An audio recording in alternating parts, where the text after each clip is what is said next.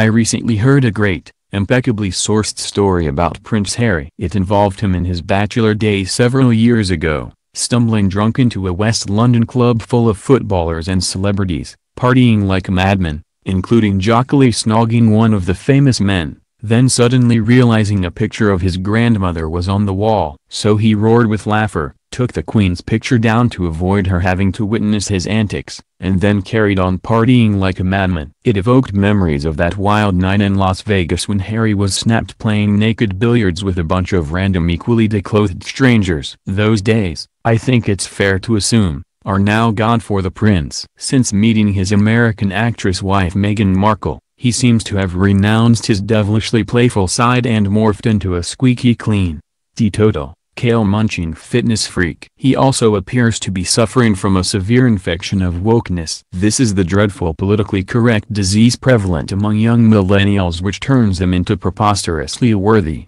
do-gooding, virtue-signaling fun slayers intent on lecturing the rest of us on how to save the world and how we should lead our lives. Harry's illness manifested itself in spectacularly public fashion last week when he spoke to thousands of equally woke young people at an event in London organized by the charity We. This is an organization that boasts it exists to do good and offers young people the tools and the inspiration to take social action, empower others and transform lives, including their own. I watched Harry's speech with first mild curiosity, then slight irritation, and by the time he'd finished mounting horror. It was, and I don't think I exaggerate here, bordering on the most utterly ridiculous address by any royal in modern history. He started by showering unctuous praise on his shrieking audience, telling them that to be amongst all of you progressive, motivated, open-minded change-makers is what gives me hope for the future. But then he said something that snapped my eyelids back. "You are the most engaged generation in history," he cried. "You care about values,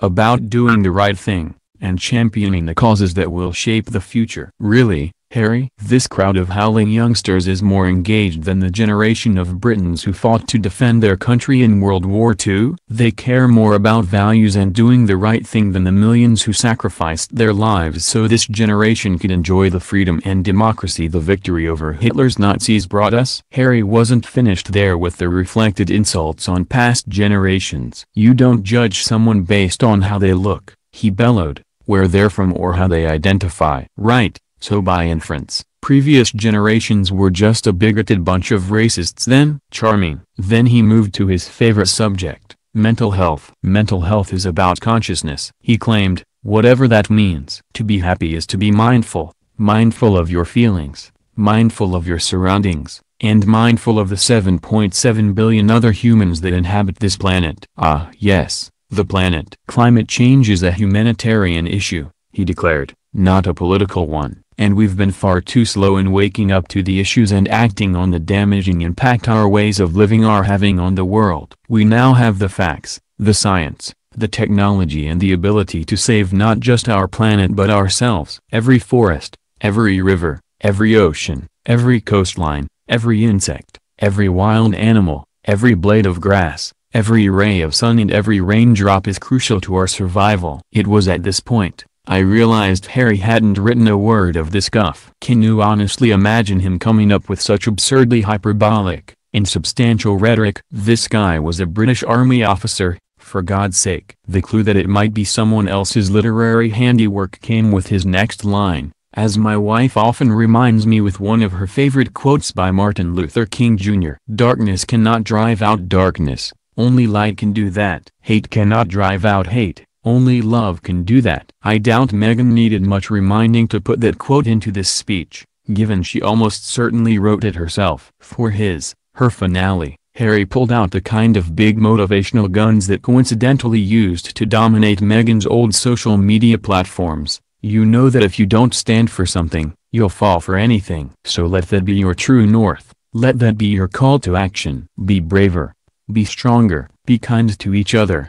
Be kind to yourselves, exceed expectations, eliminate plastics, conserve water, protect wildlife, keep empathy alive, be honest, change your thoughts and change the world, dare to be the greatest generation of all time." I am with you, We are with you. Good grief. When did Harry become the Dalai Lama? The only bit of the speech I think Harry did right was the bitter attack on the media, which he loathes, for distorting the truth and trying to manipulate the power of positive thinking. How ironic that he should be preempting this very column, which I'm sure he will view as distorting the truth about the power of his positive thinking. Doubtless he will be scornful that I'm not buying into his save the world bullshit. But the reason I don't buy into it is because I don't think Harry practices what he preaches. He bangs on about protecting wildlife but has himself been a notorious trophy hunter, posing gleefully for photos with animals he has killed. He demands we conserve water but lives in vast palaces that guzzle enough water on a weekly basis to sustain whole African villages for a year. He wants to keep empathy alive, but that doesn't seem to extend to people like his broken-hearted father-in-law Thomas Markle, who's been left to swing in the wind of media scrutiny, and been ghosted by his daughter, without Harry even bothering to meet him. As for the prince's rally cry to save the planet, how does that sit with the revelation that just 2 days before his speech, Harry got a $10,000 helicopter ride to Birmingham from London, when a train could have got him there in just over an hour? Or with the facts his wife borrowed George Clooney's private jet to speed across the Atlantic after her ludicrously extravagant $500,000 baby shower? The British royals have survived the downfall of so many of their European counterparts because their reigning monarch, Queen Elizabeth II, has maintained a consistently dignified air of calming authority for more than 6 decades. She's barely put a regal foot wrong in that entire time, and has remained hugely popular, because she has never tried to lecture people, not least because she perfectly understands that she lives a life of opulent wealth and luxury unimaginable to almost everyone else. Harry became beloved of the British public because all our hearts broke watching him walk behind his mother Diana's coffin, and because we loved his cheeky, brave, maverick, party-loving swagger. By letting his wife change him in such a dramatic and unsettlingly PC-crazed way, he's doing himself no favors at all. If the Queen's photo adorned any of the walls of that event, I fear Her Majesty herself would have taken it down, to spare herself the embarrassment of having to listen to any more of her grandson's new age gobbledygook. Take the fake halo off, Harry, it doesn't suit you.